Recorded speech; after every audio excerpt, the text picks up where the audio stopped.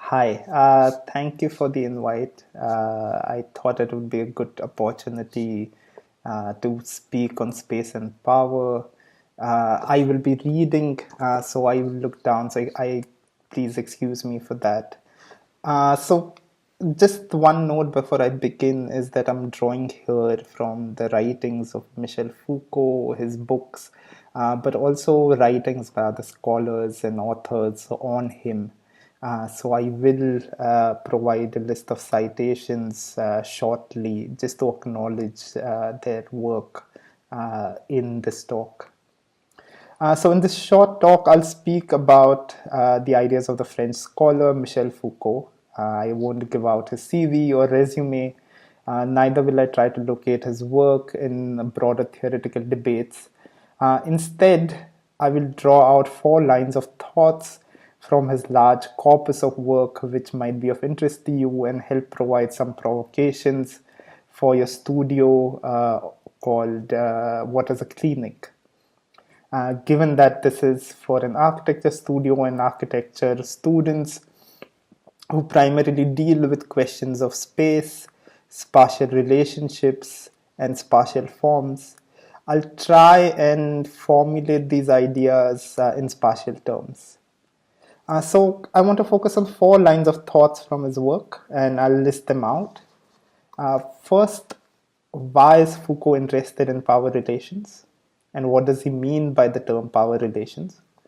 Second, how do we give it a spatial form or represent it in a spatial diagram? How do we think of power relations in a spatial form?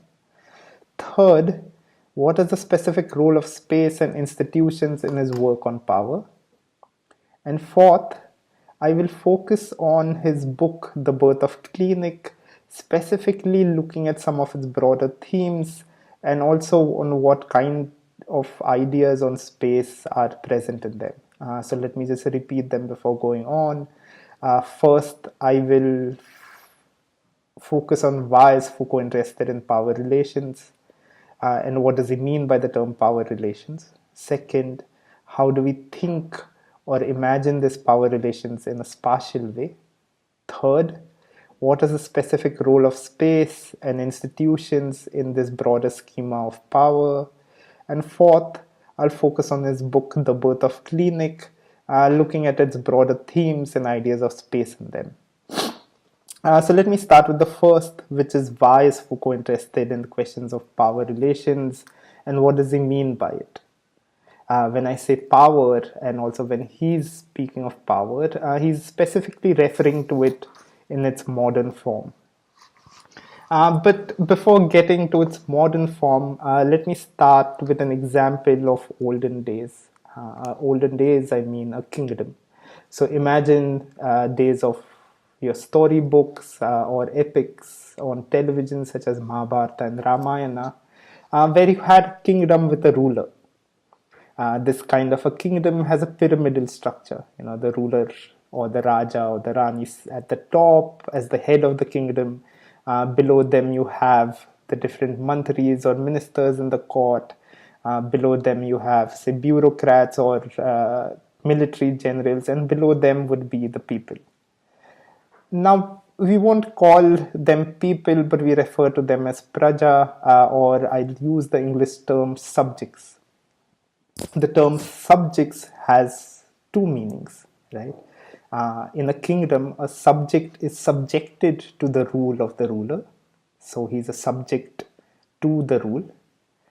And also subjects in the sense of we're not objects, but subjects who can speak, who can express ourselves, who identify ourselves, experience things in different ways. So we're not objects, but subjects.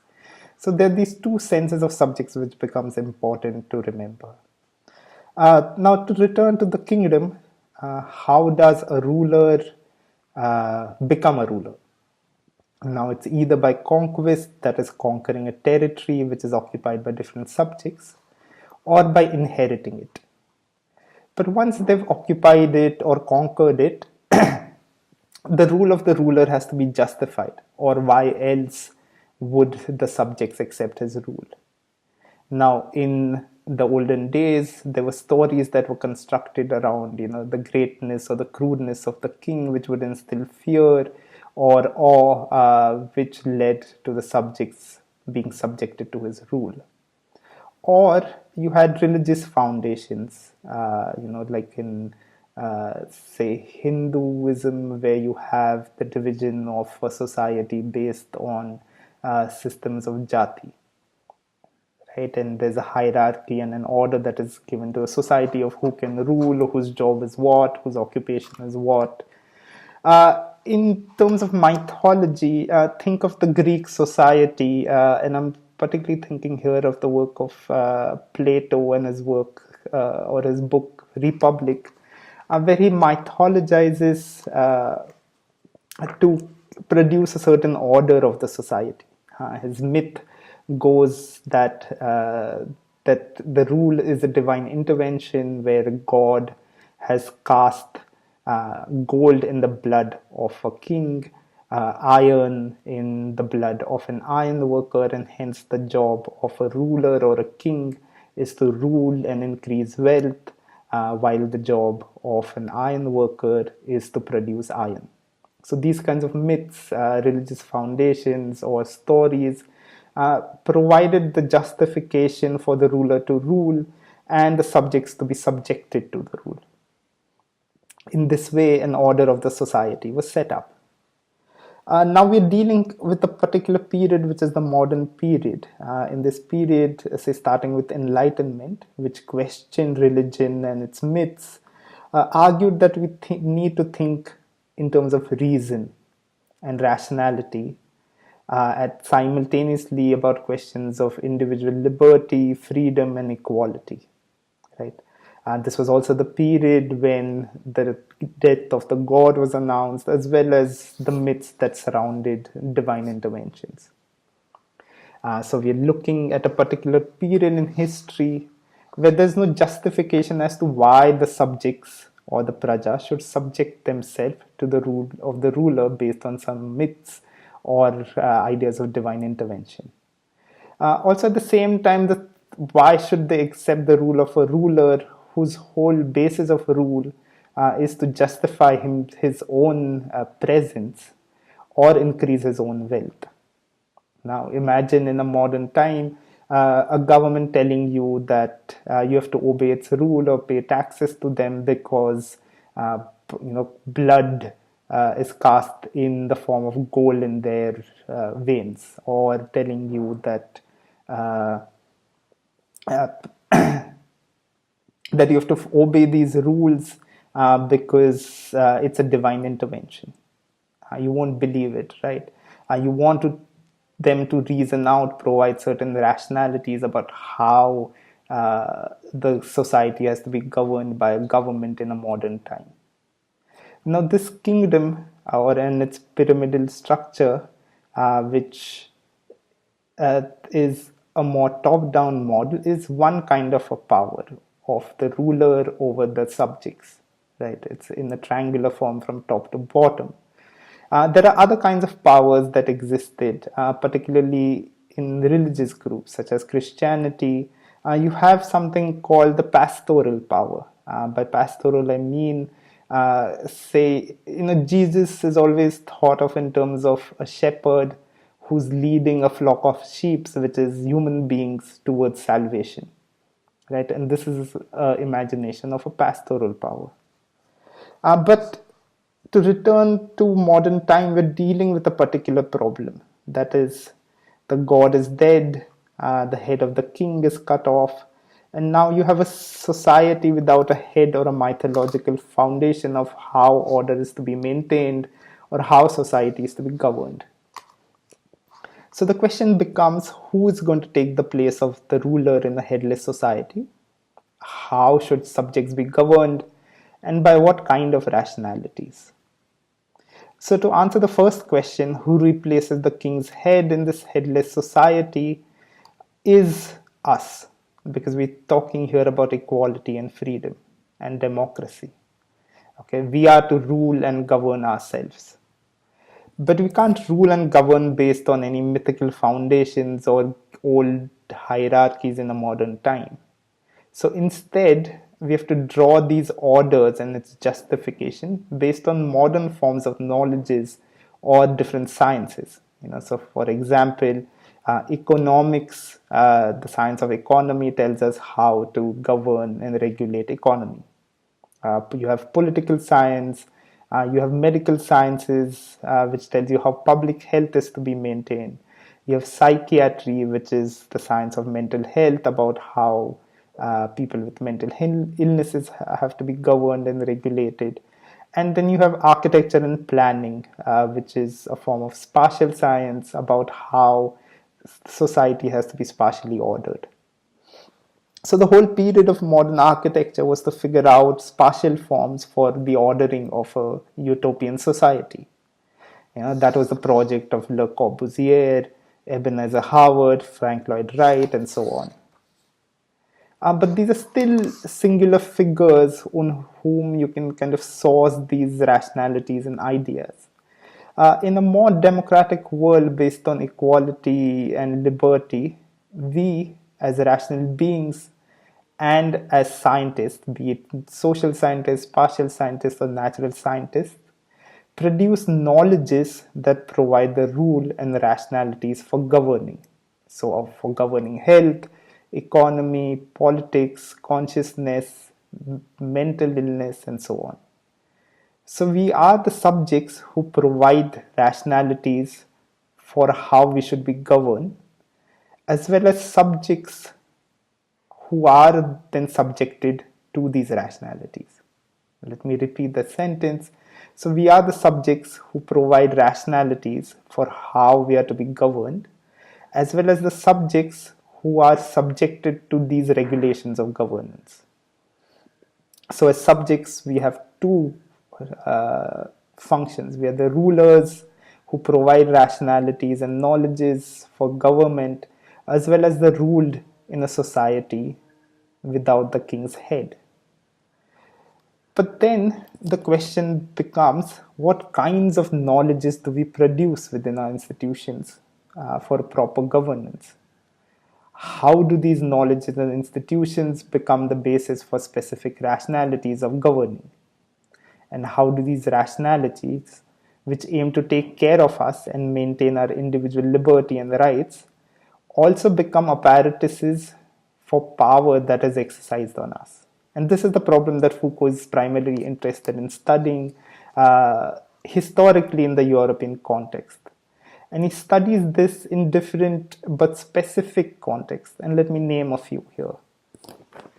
So in his book Madness and Civilization, he's interested in how psychiatry and its knowledge divides us as subjects into sane and insane, and how the subjects who are then labeled as insane get governed, regulated, and treated in the institution of asylums.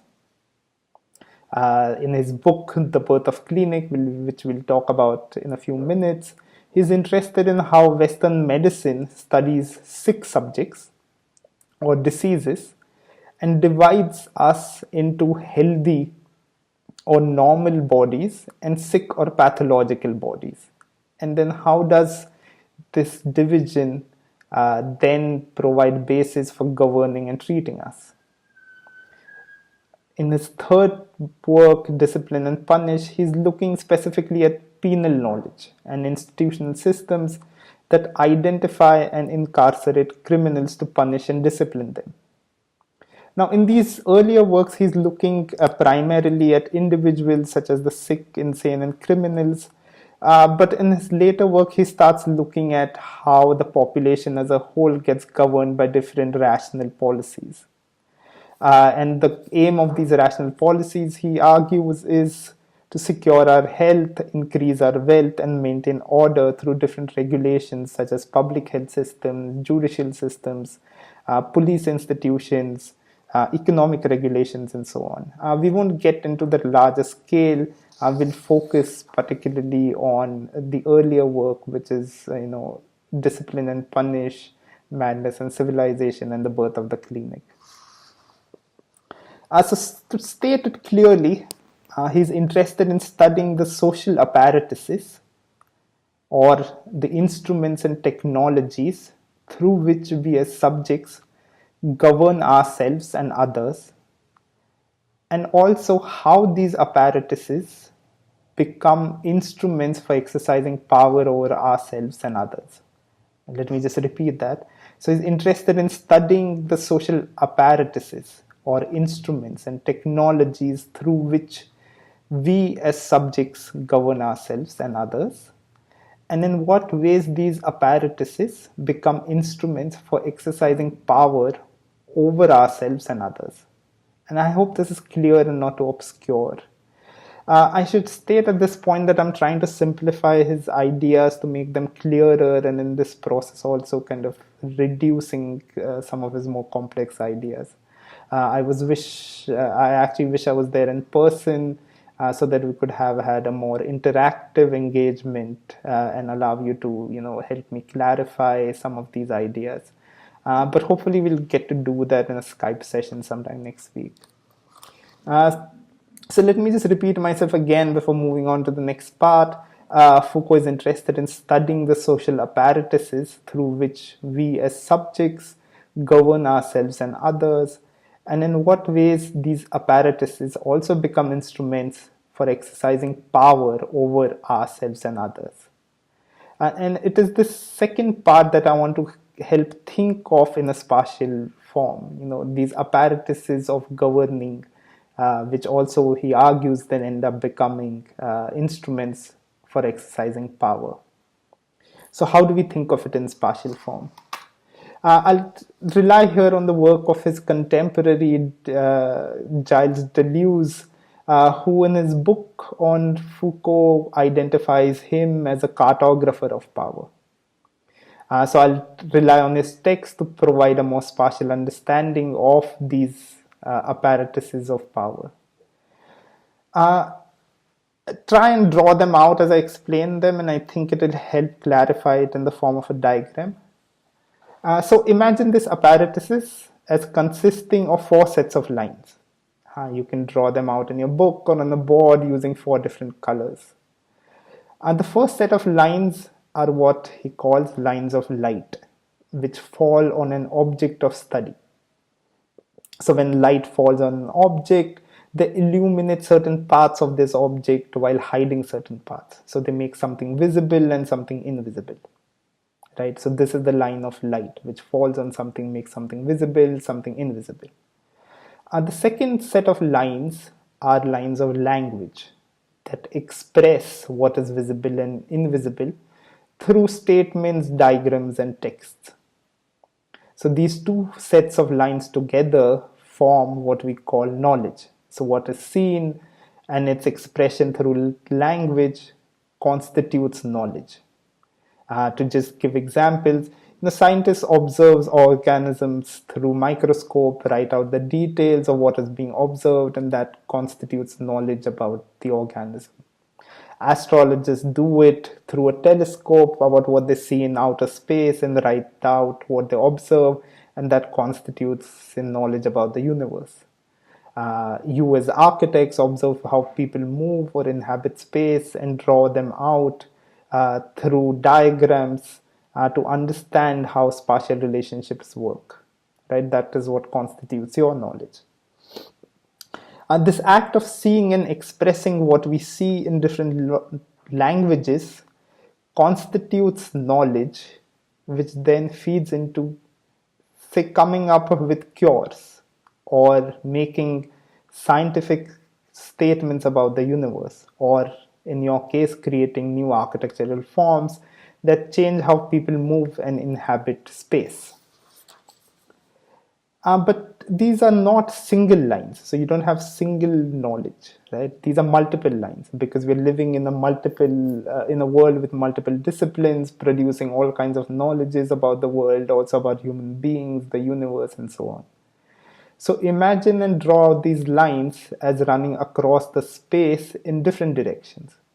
They don't have to be of equal sizes, they don't have to be continuous, nor are they running in the same directions, but a space in which these lines are moving in all directions. But there are 2 kinds. One is the lines of light, and the second is the lines of knowledge, or the lines of language. which together form the lines of knowledge. Now we have a third set of lines, which are the lines of forces or power relations. Now these are in a third color, so try and draw them out in third color. These are lines that run tangential to the earlier two sets of lines and connect different points located on them. So you may draw out lines that run from any one point on the line of light to any one point on the line of language. This is the line of force, or what he would call power. The lines of force connect what is seen and to what is said, and also constitute knowledge, draw its energy from that to create itself and then exert its force on us, that is, as subjects. So let me repeat myself. So these are lines of force that connect and draw their energies from what is seen and what is said, which is knowledge, to create its form of power, which is then exerted on us. And so there are many such lines of forces acting on us. Say forces of science, forces of medicine, forces of architecture, forces of law, economy, education, and so on. So there are these different lines of forces which are connecting what is seen to what is said, drawing their energy from it, and then becoming force that is acting on us. So we are located amidst this network or assemblage of lines, which we now start seeing it as a diagram. But we as subjects are not points surrounded or enveloped in this network. But we form the last set of lines, that is the fourth set. So maybe use a different color for ourselves. Deleuze calls us lines and not points because our trajectories as subjects is not a point, right? We keep changing as we grow older, as we know more, or we change with what we learn. We change with how we identify ourselves over a period of time. So we can't be a point. We're lines that are moving. And imagine in this diagram that these lines of forces are acting upon these lines of subjects, that is us. And we're trying to push against them, trying to break them, trying to turn them around onto themselves. So there are two lines which are running against each other, which is lines of force and lines of subjects, which are trying to work against each other, trying to turn one around. So imagine yourself as a line of subject that is pushing against any one line of force. For example, think of education systems that divide us into, say, genders or binary genders, which is men and women, which are meant to procreate only with each other. But many of you know that recently the government established a third gender and also decriminalized sodomy or sex between homosexuals. Now, this was a result of activists pushing against the binary understanding of gender given to us to establish a third gender, as well as to decriminalize homosexual relations. Now, this has implications for architects and planners. For me, in a governmental educational system, where our hostels for students and toilet facilities are divided, say, into men and women, we have to now start thinking about how do we reconfigure space given our new knowledge of gender and sexuality. And to give another example of how these lines turn around, think of, say, the scientist Copernicus, who claimed that it is not the sun that revolves around the earth, but the earth revolves around the sun. Okay, now this understanding of Copernicus has almost become a phrase where you say that, when a new knowledge comes up, it's a Copernican turn in the history of understanding about our universe or ourselves. So it's this turning around of the earlier knowledge that has implications of how we understand ourselves in this assemblage of forces and knowledges. And this Copernican turn is also based on knowledge, right? Because what he's seen and what he said becomes the basis for questioning and turning around the knowledge about the idea that it's not the sun that revolves around the earth, but the earth revolves around the sun. So it's a Copernican turn. To return to the diagram, this pushing back or this turning around, this resisting is not isolated, right? It's drawing on energies from the knowledge systems also, like Copernicus did. But what if you decide to not push back against these forces? Then you start extending the lines of forces, travel with them, and start acting out these forces on other people. Now, in this case, you're exercising a force of power on others, but also when you start following it, you're also complying with that force and forcing yourself to be subjected to that power. So this is the kind of an assemblage or this apparatus of power that is what he's interested in studying, and hope this partial understanding helps to get a sense of how it looks in the form of a spatial diagram. So before moving out, let me just draw out very briefly the components of what he calls this apparatus of power, right?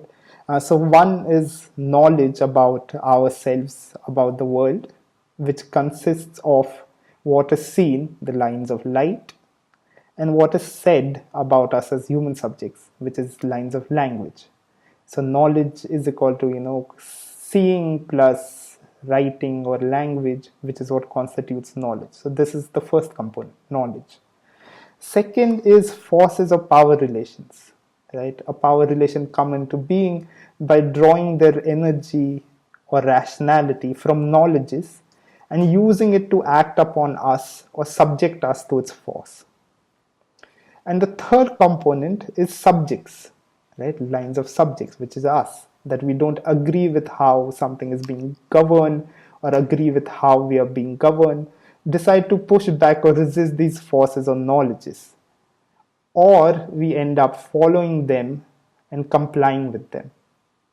So this is the kind of a diagrammatic understanding which Deleuze would call the assemblage of power relations, within which we're acting as subjects while also being acted upon by others. So we are as subjects acting on others through specific rationalities and knowledges, but also being acted upon by others through the same knowledges and rationalities. So I just hope that you have a sense of the mechanism of this apparatus of what, to think of it as a power machine, how this apparatus works, what are its different components. You can always rewind and go back to it, given that it's a recorded video. But when you're locating yourself within this assemblage of power relations, it's also important to think about the Copernican turn, where the forces can be turned around by creating new knowledges about ourselves and our world. And that is also important to remember. So let us move to the third question, which is, what is the specific role of space and institutions in this assemblage of power relations? For the moment, let us just continue with the diagram, focusing on lines of light and the lines of language. Just go back to the diagram. So as I said, when light falls on an object, it makes something visible, but also something invisible. It highlights, illuminates something while hiding something. We translate these observations or these perceptions of the object into a language through statements, through text, through diagrams. So in these through language, we express what is known, what is knowable about the object based on what is seen, as well as what is unknowable. So knowledge and light and language divides the world into what is visible and what is invisible, what is knowable and what is unknowable. Now if you think of a specific example of scientific knowledge such as medicine, it divides our world and us as subjects into sick and healthy, right? Psychiatry divides us into sane and insane. Prison systems into criminals and non-criminals. Economy into what is productive and non-productive. So relations of forces or lines of power which draw their energies from knowledge use it to create divisions or divide the subjects into know what is legal, what is illegal, what is sane, what is insane, in order to create a order of a society. Right, so these divisions get created and institutionalized to create and maintain an order of a society. For example, what is the role of a government, which is to secure health, create wealth, and maintain order? It does so by planning the cities so as to avoid diseases, create productive economies, and maintaining an order using different regulations and laws. Now, in this kind of a schema, architecture and planning has a specific role to play because they're spatial sciences that divide the world. Right? So architecture is a specific kind of an apparatus. It's a specific apparatus of power that is employed to exercise power and to maintain order, or to create and maintain order. Let me give an example that might help understand it. So if you think of, you've probably heard of the French architect and planner Baron Haussmann, who's known for having redeveloped the older neighborhoods of Paris in 19th century. The first thing that he did as an architect and planner was to widen the streets. In doing so, he created visual vistas. But by also widening the streets, his idea was to make it easier for police to crack down on civic unrest. It was also a project to regenerate the economy by putting people to work on the redevelopment project. It was also exercise in generating or circulating capital investments by redeveloping areas. It was also a project for cleaning the older neighborhoods which had become spaces of poor and disease. So power relations are not just in knowledge and incorporeal, but also concrete and spatial in nature. Right? So architects and planners have to take these questions of power seriously. Now let's take another example of how space and power comes together in Foucault's own work, and I'll speak of the prison here. The 18th century prison had a particular architecture form, and its name was called the panopticon. The name suggests that it's a panoptic, an optical mechanism, a panoptical mechanism. Remembers the lines of light that we discussed earlier, right? So it's a panoptical mechanism. And here is how he describes this architectural form. At its periphery is a ring-shaped building, and at its center a tower. This central tower is pierced with wide windows that open onto the inner side of the ring. The peripheral ring-shaped building is divided into cells, and each of the cells span the whole depth of the building. These cells have two windows, one on the inside, corresponding to the windows of the tower, so one window looking towards the tower, and one on the outside edge that allows the light to cross the cell from one end to the other. Now, in this architectural arrangement or in this mechanism, all that is needed is to place a supervisor in the central tower and to shut up in each of these cells, say, a criminal or a patient, a worker or a school child, or even a madman. Due to this effect of backlighting, the light is traveling from the window in these cells at the outer ring to the inner ring, right? Due to the effect of the backlighting, one can observe from the tower the small captive shadows of the individuals in the cell. So against the light, you can see these individuals moving. These cells are like cages in which each individual is alone. That is, it's separated from any kind of contact with the other, but is constantly visible. This panoptic mechanism is thus a spatial arrangement that makes it possible to see the prisoner or the individual inside constantly and recognize immediately its presence, right? So you have a building with windows on two sides, and against the light you see the individual moving. All you have is at the center a supervisor who, based on the shadow, can recognize if the person is there or not. You might wonder how it is related to what we spoke of earlier, that is the set of lines of light and language and knowledge and force and power. And let me explain this. Now, in this architectural arrangement, each individual is confined to the cells without any contact with the other. Now, at the same time, he's constantly being seen by the supervisor from the central tower, but he cannot see who's in the center of the tower. Thus, he's the object of the gaze of the tower, which is allowed by light. So, remember the line of light, which creates a gaze of the supervisor, which falls onto this individual or this prisoner, as well as the individual becomes a subject of information or recognition, that is, recognizing his presence in that cell. So, this seeing and recognizing the presence of the supervisor who's seeing and recognizing that the individual is present constitutes a form of knowledge about the presence of the prisoner and its activities.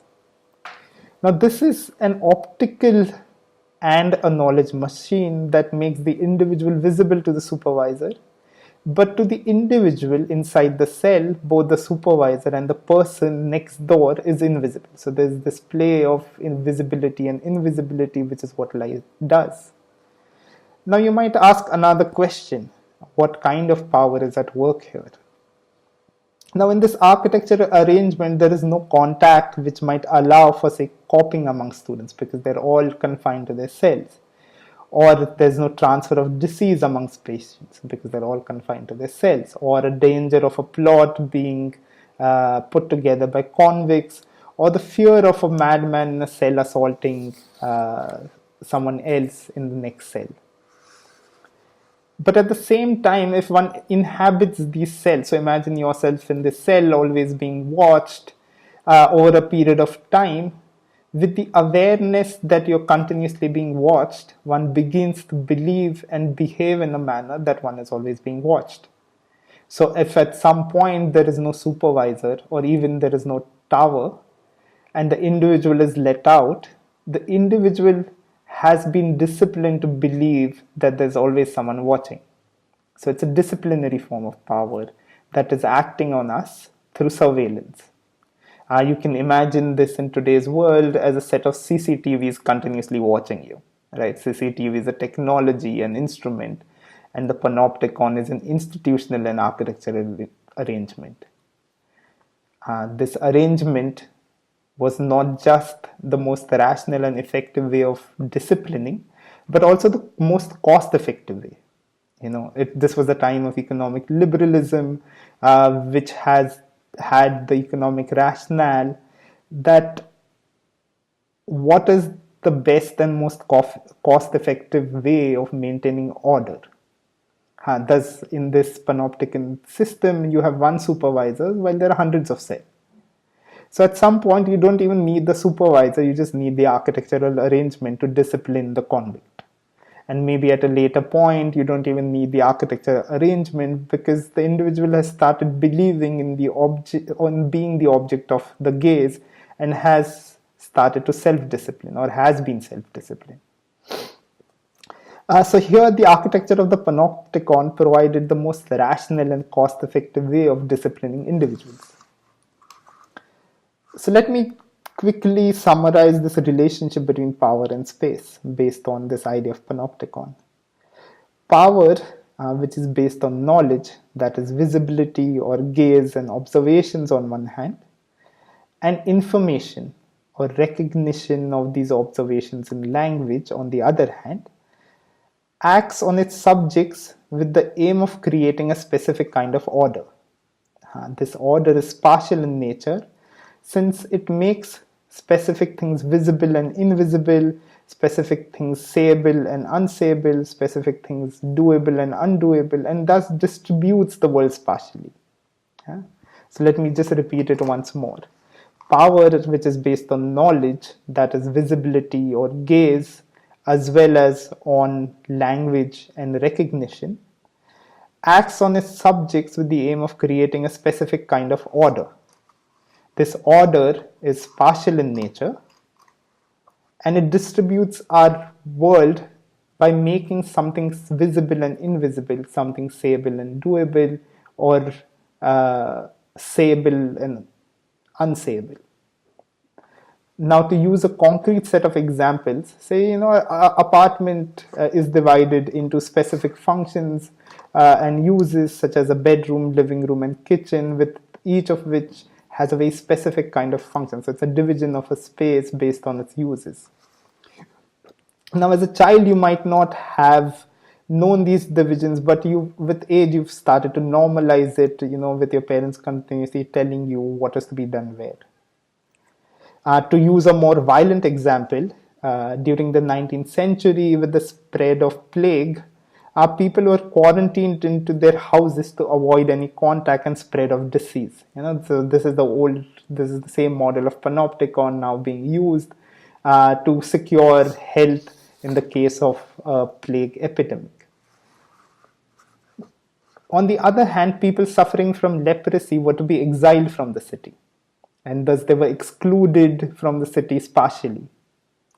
But the role of this order is still our well-being. It's to secure our health, which has its rational basis in public health science.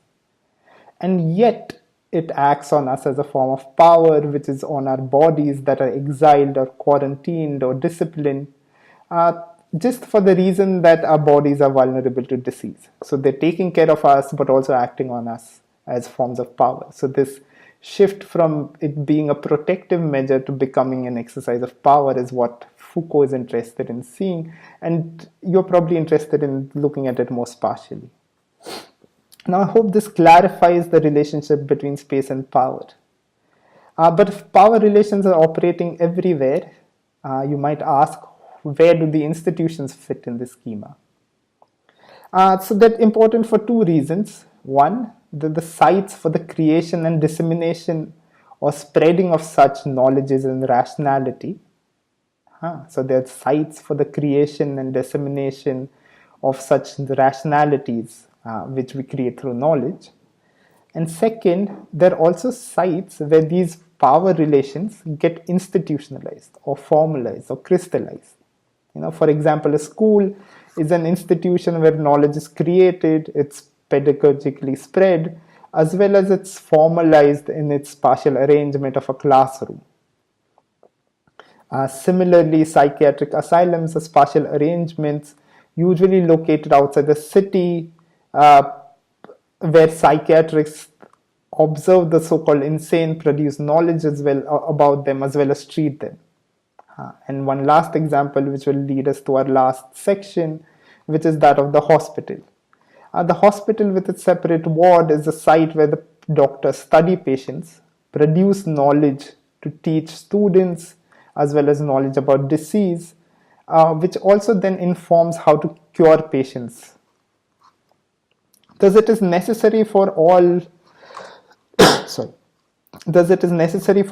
doctors to have experience of working in hospitals before they actually become practicing doctors.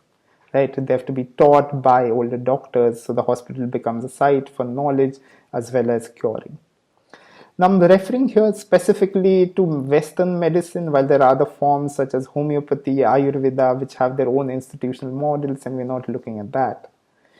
So just to repeat why institutions are important in the schema is because they become the sites of creation and dissemination of rationalities through the knowledges that they create. There are also sites where the power relations get institutionalized or formalized. Excuse me. So let us move to our final and last section on the clinic. And here we'll focus primarily on the book, The Birth of Clinic. It's a dense book, so I'll try and only draw out the major points with a particular focus on the space in this study. At a broader level, Foucault is interested to continue our earlier topic on how power distributes space and subjects, So he's interested in studying how people get distributed into categories of sick and ill, or well and healthy. How did Western medicine, that is through what kind of scientific knowledges did medicine come to understand sickness, illness, and then go on to distribute the society into sick bodies and healthy bodies in order to secure their health and well-being. Remember that example of plague and leprosy, where public health science would quarantine or exile people in a city to keep it healthy. That practice was informed by Western medicine. But while in that case he's looking at the scale of the city, in the case of the clinic he's looking at a very micro level, at a micro scale. To understand this medical knowledge, remember, knowledge is equal to light plus language. We should focus on the subtitle of the book, which is the archaeology of medical perception. Foucault is interested in tracing how the medical perception, or what he calls the medical gauge, and its translation into language, that is knowledge, changed over the 18th and 19th century. And the institutional space of the clinic is the site where this story unfolds. But rather than getting into the book at this moment, let me give you an example which might resonate with you. I'm not sure how many of you have seen the TV series called House MD, which revolves around this doctor called House, who's both sort of a rude doctor and kind of a Sherlock Holmes kind of detective who's addicted to drugs, but very good at detecting and diagnosing all kinds of diseases. It's a popular show. If you haven't checked it out, do check it out. So in the first episode itself, a patient who suffered a stroke has arrived at the hospital. House, with some of his colleagues or other doctors, is trying to diagnose and detect the cause of it. At this moment, a conversation unfolds between these doctors. So there are two doctors. So the conversation unfolds between the two doctors and House. So Doctor 1 says, in order to diagnose, shouldn't we be speaking to the patient before we start diagnosing? And House replies rudely, is she a doctor? Why would she know? So the Doctor 1 says, no, but we need to know. And House says, but everybody lies. Doctor 2, who's also standing there, says House doesn't like to deal with patients. So the Doctor 1 responds, but isn't treating patients why we became doctors? And House replies, no, treating illness is why we became doctors. Treating patients makes us miserable. So Doctor 1 says, so you're trying to eliminate the humanity from the medical practice. And House replies, if we don't talk to them, they can't lie to us and we can't lie to them. So humanity is very much overrated. An Indian version of this tension between illness, doctors focusing on illness or doctor focusing on patients, can be seen in that film, Munna Bhai MBBS, in its later part. It's the same tension between, is the patient simply a subject or is it an object that is carrying the disease? So is the doctor focusing on the disease or the care of the patient? That's the tension here. And this conversation is an apt way of beginning to understand how clinical medicine developed in 19th century Europe.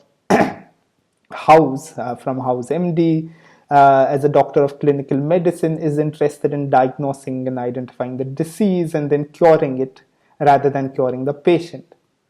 And the patient's body here is simply an object that is carrying the disease. Thus, in clinical medicine, the doctor need not know the patient, but simply treat it as an object of rational and scientific inspection. But why does the doctor do so? Why does it treat it as an object of rational and scientific inspection? This is for three reasons. One, as a modern and rational form of science, medicine has to be based on empirical evidence and not speculation of the patient. Right? This patient is not a doctor, they won't be able to tell you the right symptoms. Second is, different diseases might have the same symptoms, so you can get fever in different cases. And third is that the degree of illness, what you're suffering from, may vary from being mild to severe, but both have the same symptoms that the patient is showing. And this is why the doctor says everybody lies, by which he means that it's not just the subject who is lying, but also the object, that is the body, is lying, because it hides within itself the disease. You can't see it. So the body and the subject both are lying.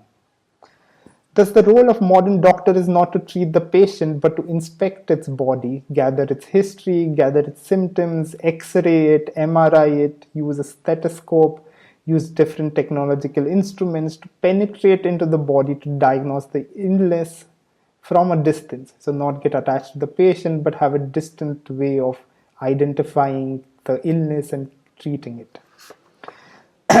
In doing so, it renders the patient simply as an object carrying the primary subject of doctor's interest, which is the living organism inside the body causing the illness. And this is a particular way of seeing the body and the disease, which is what Foucault calls the medical gaze. But this medical gaze is not just seeing the surface. It is also a gaze that touches the body, penetrates into it, hears it, gathers its experiences. The body is thus opened up to the rational gaze of the clinician doctor. Opened up in the sense of a lot of the clinical medicine was also based on opening up the corpus or the dead bodies, which is why he's saying that it's opening up the body to the medical gaze. And this medical gaze developed during 19th and 20th century in clinics where the patient's bed became the site for scientific investigation as well as creation of knowledge. And I say knowledge because the clinic was also a place for teaching new doctors. So doctors have to do some training in hospitals and clinics before becoming practicing individual doctors. The reason for making them teaching center had nothing to do with medicine. It was more an economic rationale. So it was to convert these clinics, in which public investment is going, to get some return out of it in the form of knowledge. So why would you invest in a clinic if it's not giving anything back? So this becoming centers of knowledge was a big part of an economic rationale of why to set up a clinic. So the older doctors had to both diagnose and teach, the see and speak. Lines of light, lines of language, which then become knowledge. So the medical gaze was not just seeing, but also a speaking gaze, which exerts its power over the patient by converting the human object or the human subject into an object. It is no wonder that we tend to treat doctors as God, because we kind of treat them as people who can see through things to identify a disease. They can penetrate into the bodies to identify something. I hope this is clear as to how the clinic becomes a site where modern medicine produced a specific kind of a power relation between the doctor and the patient, which is that the patient as a subject became the object of the medical case. And this is also how the clinic fits into his larger schema, where he's interested in looking at when medical science becomes a form of exercise of power, which is also supposed to take care of us. And this is why he's interested in it. Before I end, let me draw out the spatial aspects which might be of use for you to think about the clinic as an architectural form. And there are three spatial dimensions. The first is the disease itself, which is the primary subject of medical knowledge. In the 18th century, diseases were primarily understood through a form of knowledge called nosology, where diseases were classified and characterized based on their characteristics or the similarities and differences between them. And once they were classified, they were put into a table form. The role of the doctor was not just to identify the illness based on the table, but also to create this table. So it was to sort of observe the patient, understand its symptoms, see if it fits into the nosological table, if it doesn't, but also to create a new category in this knowledge of table. But the problem was that the table was two-dimensional, while the organism, which is creating the illness, was embodied in the depths of our flesh and our organs, which is that it was three-dimensional. Thus the second or the second spatial dimension arises. So the first is the disease, the second one is our body, that is the anatomical body, and the geography of our organs thus becomes important because the organism is not a two-dimensional table but something that is embodied, attaching itself to the organisms or organs inside ourselves which are three-dimensional, and thus the geography of the body and its anatomy becomes important. So the second dimension is the body itself. Diseases have to be located within our body. Thus the geography of the body or its anatomy, that is its spatial systems consisting of bones, organs, tissues, blood vessels and fatty deposits, become important to be understood by medicine. Thus the medical gaze has to penetrate inside the body. This is where the diagnostic technologies such as X-ray, stethoscope, microscopes, MRI machines become important. So while the site of knowledge in the earlier form or nosology was the table of diseases, now that space of creating knowledge has become the pathological body or the body that is suffering from a disease in its depth. So the body is studied not just in terms of the parts that is affected, as in where the disease is, but as a whole, since the body is an interconnected space of different organs which change with time when an outside element attacks it. And thus the body is to be studied both in its space as well as in its time. In terms of time and knowledge, you can see a doctor always keeping medical records about the changes in the geography of the body, how different organs have changed, their compositions have changed over a period of time. So the anatomy of the body has to be studied both in terms of space, as in how different organs are connected, how illness travels, as well as in time, how it changes over time. Just on a tangential note, we always think of body as this tension between, do we think with our mind or do we think with our body? How is knowledge created? Here in this medical gaze, we see that knowledge is not created from mind or body kind of a separation, but this relationship between the flesh and the bones, tissues, blood vessels, and the living organisms that are deviating the body from its normal state into a pathological state. Right? So this second dimension of the body itself, with its internal organ, its interrelationships, a new organism connecting to it, becomes the second spatial dimension.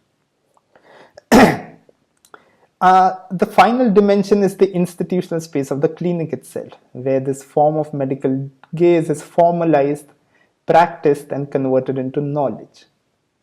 So the institutional space of the clinic, with its waiting rooms, and the receptionist, who's also semi-doctor, behaves like one, tells you where to get medicine, what kind of medicines. They're almost like semi-doctors. So the waiting room, the receptionist, the patient's bed, which becomes the site of the medical gaze, the doctor's tables across which you sit and narrate your history, the record room where your medical records are kept. This is a crystallized spatial form of this history of clinical medicine. But if the clinic is this institutional form of how the power of clinical medicine gets crystallized in the architectural form of a clinic, it is also important to remember is that it is located in the space of the city and society, right? And this is where the tension between the first two dimensions, which is of knowledge, body, medical science, and the third dimension, which is the space of the city or the society, arises. Now, in our context, when public health infrastructure is not adequately provided, the clinics are overcrowded and often become spaces of congregation and contact. And public health clinics more so than private health clinics. Thus, the clinic is located in a broader context, and that also shapes how clinics work as institutions. To give a concrete example, the French Revolution, which is where the book is located, had an impact on the Western medical science and how the idea of clinic comes up. During the French Revolution, the revolutionists saw the private hospitals as the bastions of the rich, as enclaves of rich who had built them for profit. while the rich saw the public hospitals as a wastage of money, since the hospital had become places simply for housing the homeless, the sick, the orphans, the unemployed, and thus was increasing unproductivity. So the society had problems with the hospitals for different reasons. So they wanted to abolish these hospitals and instead provide clinics because it became a return on the capital investment. That is, the money that was being spent in creating a clinic was also producing knowledge. So these kinds of rationalities were also resulting in shaping how the clinic works as an institution.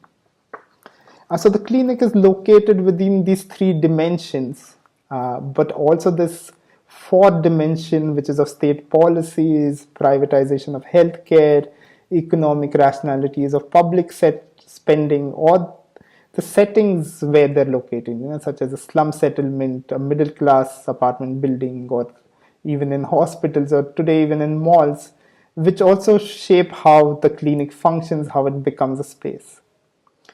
So these are the different dimensions of how the clinic works, both as an institution, as also as a space for creating knowledge, by developing a specific kind of a relationship between the body, the disease, and the doctor, as well as relationship between the institution of a clinic and the larger society. And that is something that needs to be paid attention to. Just the final word, which is a provocation before I end.